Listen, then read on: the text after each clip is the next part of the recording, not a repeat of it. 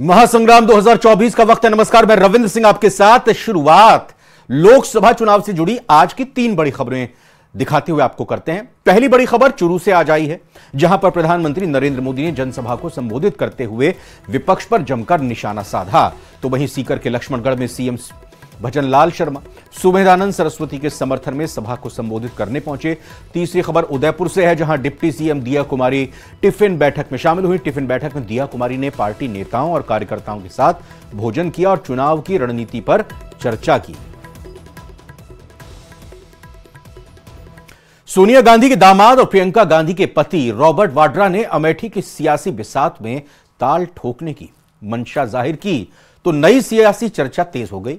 Robert Vadra की इस राजनीतिक महत्वाकांक्षा के जागने के बाद सियासत भी जोर पकड़ने लगी है। अमेठी से मैं हूं और प्रियंका रायबरेली से हैं।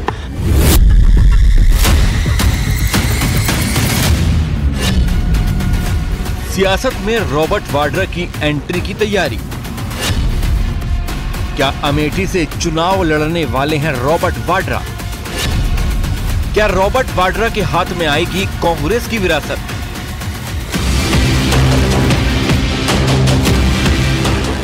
ये सवाल इत्तेफाकन नहीं है, क्योंकि रॉबर्ट वाड्रा जो इशारा कर रहे हैं वो तो यही कहता है कि सोनिया गांधी के दामाद और प्रियंका गांधी के पति रॉबर्ट वाड्रा भी अब अमेठी से लोकसभा चुनाव लड़ सकते हैं। सुनिए क्या दलील और क्या पिच तैयार की है रॉबर्ट वाड्रा ने। जो वहाँ की अभी सांसद हैं, उनसे वो अमेठी के लोग बहुत परेशान हैं। वो चाहते हैं कि गांधी परिवार का कोई भी सदस्य वापस आए, वहाँ वो भारी बहुमत से जिताएंगे। यहाँ तक कि वो मेरे से भी प्रेरणा करते हैं और आशा करते हैं कि मैं वहाँ अपना पहला कदम अगर राजनीति में रखता हूँ और सांसद बनने की सोचता हूँ तो मैं अमेठी को ही रिप्रेजेंट करूँ। यही वजह है कि जिस ग्राउंड पर रॉबर्ट वाड्रा अमेठी के रण में कूदने की मंशा जाहिर कर रहे हैं, वो ग्राउंड ही अपने आप में सारी कहानी बयां करता है। शायद यही वजह है कि रॉबर्ट वाड्रा बीजेपी के निशाने पर आ गए हैं। जमीनी पकड़ रखने वाले कांग्रेस पार्टी के तमाम नेता एक एक करके कांग्रेस पार्टी से अपना हाथ छुड़ा रहे हैं। ऐसे में अब एक बहुत जमीन पर व्यापक प्रभाव रखने वाले नेता रॉबर्ट वाड्रा ने अब इच्छा जताई है कि वो भी चुनाव लड़ना चाहते हैं, क्योंकि जमीनों से उनका विशेष जुड़ाव है। तो अभी जमीनी नेता के आने से कांग्रेस पार्टी की जमीन कितनी मजबूत होगी, ये तो वक्त बताएगा। ऐसे लोग जो अमेठी से पलायन कर गए, जिनका 5 साल से अमेठी से उत्तर प्रदेश से कोई लेना देना नहीं है, वो ये तय करेंगे। ये निर्णय अमेठी की जनता को करना है और अमेठी की जनता भारतीय जनता पार्टी के साथ है। इतना ही नहीं, बीजेपी नेता तरुण चुग ने इसे एक बार फिर कांग्रेस की वंशवाद वाली राजनीति से जोड़ दिया। केवल गांधी नाम लेकर अपनी राजनीति करना और ऐसा सोचना कि ये वंश ही उन्हें सब कुछ दिलाएगा। अब देश की जनता परिवारवाद से हाथ जोड़ बैठी है और लोकतंत्र के लिए परिवारवाद एक काम। मौजूदा वक्त में कांग्रेस और यूपी के समीकरणों की बात करें तो यूपी से कांग्रेस के हिस्से में 17 सीटें आई हैं। इनमें से सिर्फ 3 सीटों पर अब तक उम्मीदवारों का ऐलान नहीं हुआ है, जिनमें रायबरेली और अमेठी की सीट है। तो क्या इन दोनों सीटों पर कांग्रेस की उलझन रॉबर्ट वाड्रा और प्रियंका गांधी को टिकट देने के बाद खत्म होगी?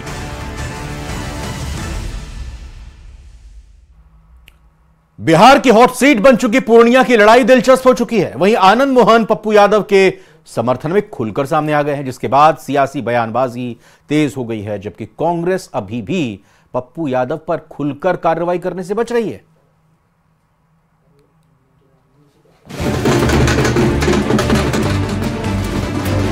कांग्रेस एक पार्टी का विलय करवाई तो स्टैंड लेने की हिम्मत क्यों नहीं दिखा रही? गलत मैसेज उन्होंने देने का काम किया है और इस तरह से नहीं करना चाहिए।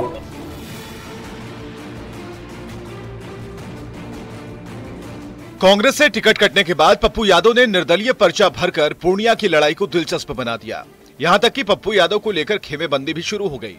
पूर्व सांसद आनंद मोहन पप्पू यादव के समर्थन में खड़े दिख रहे हैं। आनंद मोहन ने पप्पू यादव का पक्ष लेते हुए लालू परिवार और कांग्रेस दोनों पर निशाना साधा। उस बेचारे की तो करियर बर्बाद कर दिया सबों ने मिलकर। लालू जी पुत्र मोह में नहीं चाहते हैं कि बिहार में कोई युवा लीडरशिप सामने आए। आनंद मोहन ने जिस तरीके से लालू प्रसाद पर जानबूझकर पप्पू यादव के राजनीतिक करियर को बर्बाद करने का आरोप लगाया है, उसके बाद सियासी घमासान तेज हो गया। एनडीए के नेता आनंद मोहन की बात का समर्थन करते दिख रहे हैं, जबकि पूर्णिया से आरजेडी की उम्मीदवार बीमा भारती ने पप्पू यादव पर गठबंधन धर्म का पालन न करने का आरोप लगाया। बगावत करके नॉमिनेशन देने का काम किया है, तो सभी जगह गलत मैसेज उन्होंने देने का काम किया है और इस तरह से नहीं करना चाहिए।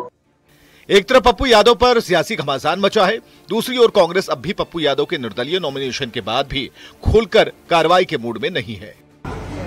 आलाकमान का जब मुहर लगा हुआ है महागठबंधन पर, तो किसी को भी इजाजत, और बहुत हम लोग के निखिल बाबू इतना सीनियर आदमी, औरंगाबाद में सीट नहीं मिली हम लोग को, नहीं मिली तो कहां कोई इंडिपेंडेंट लड़ने चले। पूर्णिया, पप्पू और पॉलिटिक्स, बिहार में आजकल ये तीन शब्द कुछ ज्यादा ही चर्चा में हैं, क्योंकि पप्पू यादव ने गठबंधन के खिलाफ जाते हुए निर्दलीय पर्चा भरकर इस सीट को सबसे ज्यादा हॉट बना दिया।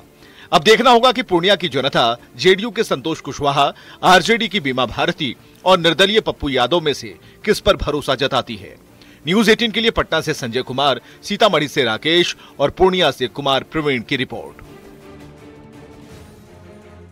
महाराष्ट्र में कांग्रेस के सीनियर नेता रहे संजय निरुपम के सामने अब राजनीतिक भविष्य का संकट पैदा हो गया है। कांग्रेस संजय निरुपम को बाहर का रास्ता दिखा चुकी है और महायुति में एंट्री से पहले ही संजय निरुपम का विरोध तेज हो गया है।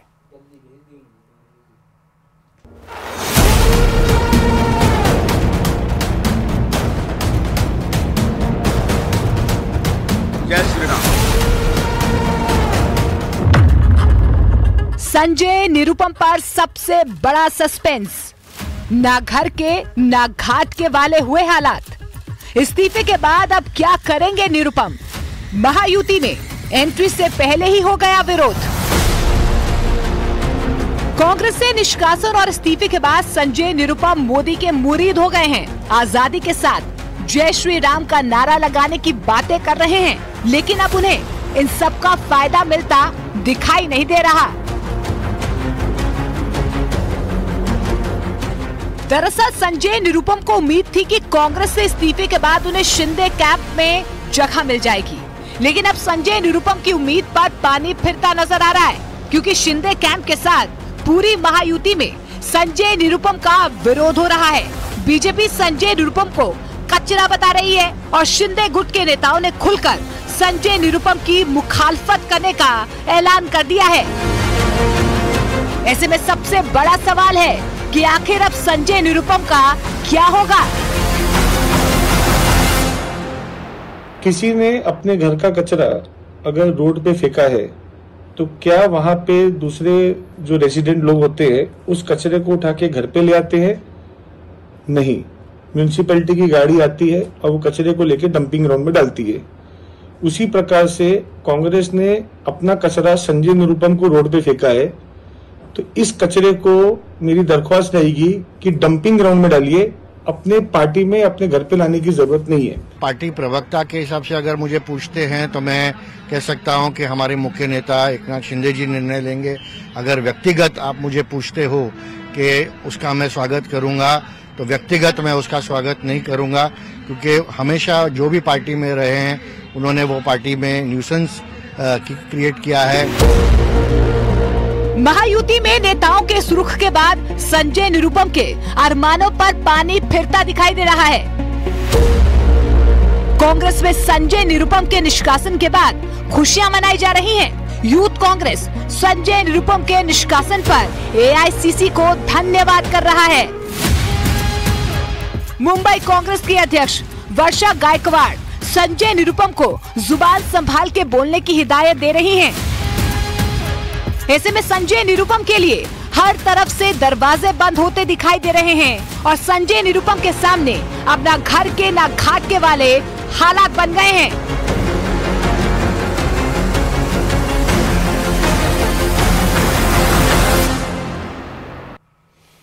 राजस्थान के सियासी रण को जीतने के लिए पीएम मोदी राजस्थान के ताबड़तोड़ दौरे कर रहे हैं। कल पीएम मोदी अजमेर के पुष्कर आ रहे हैं। पीएम मोदी इस रैली से नागौर और अजमेर लोकसभा को साधेंगे। आइए इस रिपोर्ट में देखते हैं।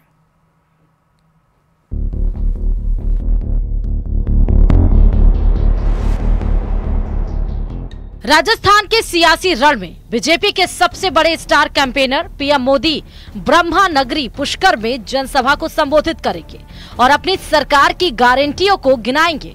पीएम मोदी अजमेर के पुष्कर मेला मैदान से 2 लोकसभा सीटों को साधेंगे। पीएम मोदी दोपहर 12 बजे के करीब पुष्कर हेलीपैड पर उतरेंगे। इसके बाद में मेला ग्राउंड में आयोजित जनसभा को संबोधित करेंगे। अजमेर से भागीरथ चौधरी और नागौर से ज्योति मिर्धा चुनावी मैदान में हैं और दोनों की ही साख दांव पर है। बीजेपी नेताओं का दावा है कि पीएम मोदी की रैली में करीब 1 लाख से अधिक लोगों की भीड़ जुटेगी। अजमेर और नागौर लोकसभा के 4000 बूथों पर कार्यकर्ताओं को लोगों को आम सभा तक पहुंचाने की जिम्मेदारी दी गई है।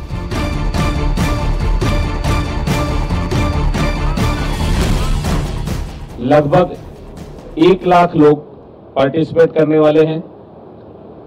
जैसा जोश दोनों लोकसभाओं में है, मुझे लगता है कि पुष्कर में ऐतिहासिक सभा ये होने वाली है और माननीय प्रधानमंत्री जी यहाँ से संकल्प भारतीय जनता पार्टी को दिलाएंगे, भारतीय जनता पार्टी के कार्यकर्ताओं को दिलाएंगे कि हम लोग 25 के 25 सीटें 5 लाख के मार्जिन से जीत कर जाएं। नागौर सीट पर इस बार कड़ा मुकाबला देखने को मिल सकता है, जहां एक तरफ कांग्रेस से बीजेपी में आई ज्योति मिर्धा को मैदान में उतारा है, तो वहीं इंडिया गठबंधन से आरएलपी से हनुमान बेनीवाल दूसरी बार किस्मत आजमा रहे हैं। 2019 के लोकसभा चुनाव में हनुमान बेनीवाल की पार्टी आरएलपी का बीजेपी के साथ गठबंधन था। इस बार बेनीवाल की पार्टी इंडिया गठबंधन का हिस्सा है। अजमेर में बीजेपी प्रत्याशी भागीरथ चौधरी का कांग्रेस के रामचंद्र चौधरी से मुकाबला है, जहां इस बार अच्छी चुनावी फाइट देखने को मिल सकती है। चुनाव की तारीखों के ऐलान के बाद पीएम मोदी राजस्थान के ताबड़तोड़ दौरे कर रहे हैं। कोटपुतली और चुरू में चुनावी जनसभा को संबोधित कर चुके हैं।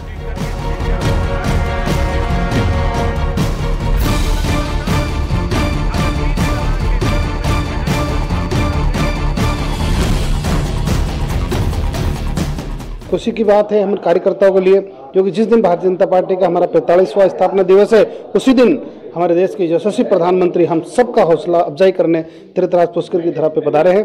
और इसका महत्व तब और बढ़ जाता है जब षष्ठी के रचयिता परमपिता ब्रह्मा जी स्वयं कमल पर विराजित है, कमल पर विराजमान है और हमारी पार्टी का चुनाव चिन्ह भी कमल है। हम कमल के लिए वोट मांग रहे हैं, तो ये हमारे लिए दिन बहुत ही उपयोगी है और निश्चित रूप से यहाँ से पूरे देश के अंदर एक नया संदेश जाएगा और 400 पार की नई इबादत लिखेंगे। तो ये थे सुरेश चौधरी जी, जिन्होंने बताया कि तमाम जो लोग हैं वो यहाँ पहुँचने वाले हैं। प्रधानमंत्री की जो ये रैली है, जो सभा है, वो ऐतिहासिक होने वाली है।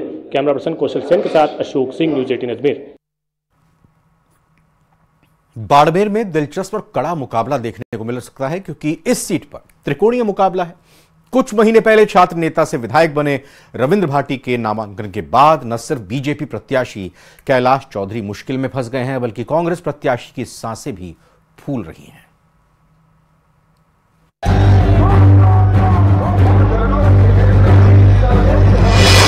राजस्थान की बाड़मेर बनी हॉट सीट। बाड़मेर में त्रिकोणीय मुकाबला। रविंद्र भाटी का निर्दलीय प्रत्याशी के तौर पर नामांकन।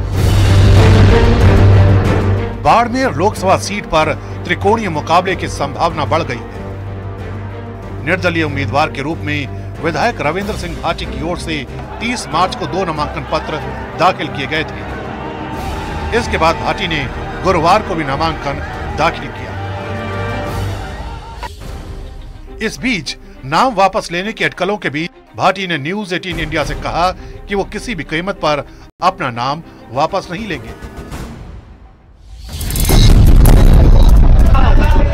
लेकिन बाड़मेर में मैच एक तरफा नहीं है। एक दिन पहले कांग्रेस उम्मीदवार उम्मेद राम की नामांकन रैली में भी भीड़ कम नहीं थी। उम्मेद राम हनुमान बेनीवाल की पार्टी आरएलपी से कांग्रेस में शामिल हुए थे। कांग्रेस ने बाड़मेर से टिकट दिया, लेकिन भाटी के नामांकन से ज्यादा मुश्किल में नजर आ रहे हैं बीजेपी प्रत्याशी और केंद्रीय मंत्री कैलाश चौधरी। वजह है भाटी के नामांकन से परंपरागत राजपूत वोट और मोदी से प्रभावित युवा और महिला वोट बैंक में सेंध का खतरा। चौधरी का कहना है कि आखिर में वोट मोदी के नाम पर ही पड़ेगा। राजस्थान में 25 सीट में बीजेपी के सामने सबसे बड़ी चुनौती बाड़मेर में ही है। भाटी के समर्थक भाटी को मारवाड़ का मोदी कहते हैं। सोशल मीडिया पर काफी पॉपुलर है। महज 26 साल की उम्र में 3 महीने पहले बाड़मेर के शिव से भाटी निर्दलीय विधायक चुने गए। भाटी तब बीजेपी में थे, टिकट नहीं दिया तो बागी हो गए। बाड़मेर में 2014 में ही ऐसे हालात बने थे। तब बीजेपी से बगावत कर केंद्रीय मंत्री रहे जसवंत सिंह ने निर्दलीय ताल ठोकी थी। हालांकि मोदी लहर के चलते बीजेपी सीट बचाने में सफल रही। बाड़मेर में जाट, दलित, राजपूत और मुस्लिम मतदाता निर्णायक भूमिका में है। फिलहाल 4 जून को साफ हो जाएगा कि बाड़मेर पर किसका कब्जा होगा। विकासशील इंसान पार्टी के प्रमुख मुकेश सहनी को आखिरकार ठिकाना मिल गया है। बिहार की बात कर रहे हैं। वो महागठबंधन में फिर से शामिल हो गए हैं। तेजस्वी यादव ने मुकेश सहनी के साथ पटना में प्रेस कॉन्फ्रेंस कर इसकी घोषणा की। गठबंधन के तहत आरजेडी ने अपने कोटे की सीटों में से सहनी की पार्टी की 3 सीटें दी हैं। तेजस्वी ने दावा किया कि विरोधियों की एकजुटता बीजेपी को चुनाव में धूल चटाएगी।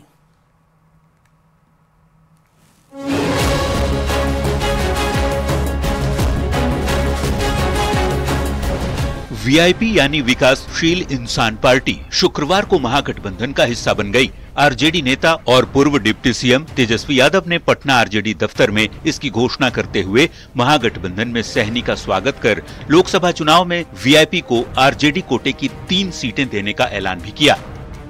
राष्ट्रीय जनता दल अपने कोटे में से उस 26 सीटों में से हम 3 सीट जो है मुकेश सहनी जी को, और वो 3 सीटें, पहला गोपालगंज है,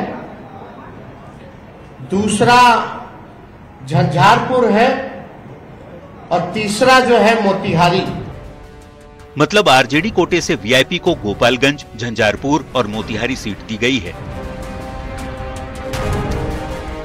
इससे पहले एनडीए और महागठबंधन में किसी से शुरुआती तौर पर उनकी बात नहीं बन सकी थी, लेकिन अब जाकर आरजेडी से सहनी की डील पूरी हो गई। चुनाव से पहले मुकेश सहनी को अपने गठबंधन में जोड़ने के बाद तेजस्वी ने बीजेपी पर सहनी की पार्टी को तोड़ने का आरोप लगाते हुए इस बार के चुनाव में बीजेपी को धूल चटाने की बात कही है। और जिस प्रकार से भाजपा के लोगों ने इनके दल को प्रयास करने का, तोड़ने का प्रयास किया, वो हम सब लोगों ने देखा है। और जो लोग नारा लगा रहे हैं 400 पार का, इस बार बिहार की धरती उनको धूल चटाने का काम करेगी। मुकेश सहनी के आने के बाद अब इंडिया अलायंस में सीट शेयरिंग का फॉर्मूला भी बदल गया है। पहले जहां 26 + 9 + 5 के फॉर्मूले के तहत सीटों का बंटवारा हुआ था, अब ये 23 + 9 + 5 + 3 में तब्दील हो चुका है। यानी आरजेडी ने अपने हिस्से की 3 सीटें मुकेश सहनी की पार्टी वीआईपी को दी है। न्यूज़ 18 के लिए पटना से रवि एस नारायण के साथ ब्यूरो रिपोर्ट। कांग्रेस ने आज लोकसभा चुनाव 2024 के लिए अपना घोषणा पत्र जारी कर दिया, जिसे न्याय पत्र का नाम दिया गया। यह मैनिफेस्टो 5 न्याय और 25 गारंटी पर आधारित है। पार्टी अध्यक्ष मल्लिकार्जुन खड़गे और पूर्व अध्यक्ष सोनिया गांधी और राहुल गांधी ने कांग्रेस मुख्यालय में घोषणा पत्र जारी किया। इसके अगले दिन जयपुर और हैदराबाद में जनसभाएं आयोजित की जाएंगी, जिनमें पार्टी के शीर्ष नेता शामिल होंगे।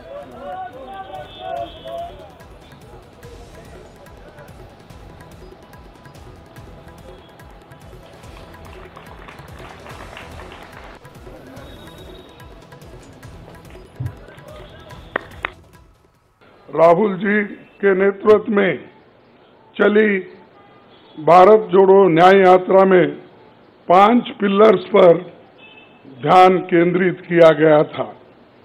यात्रा के दौरान युवा न्याय, किसान न्याय, नारी न्याय, श्रमिक न्याय, और हिस्सेदारी न्याय की घोषणा की गई थी। जहां कहीं भी हम गए इन न्याय की बात हमने करी थी और इसकी गारंटी भी हमने दी है। ये लोकतंत्र को और संविधान को बचाने का चुनाव है। एक तरफ एनडीए नरेंद्र मोदी जी जो कॉन्स्टिट्यूशन पर आक्रमण कर रहे हैं, लोकतंत्र पर आक्रमण कर रहे हैं, इंस्टीट्यूशंस को कैप्चर कर रहे हैं, और दूसरी तरफ इंडिया अलायंस जो कॉन्स्टिट्यूशन की रक्षा करता है, लोकतंत्र की रक्षा करता है। तो ये चुनाव इन दोनों फोर्सेस के बीच में है।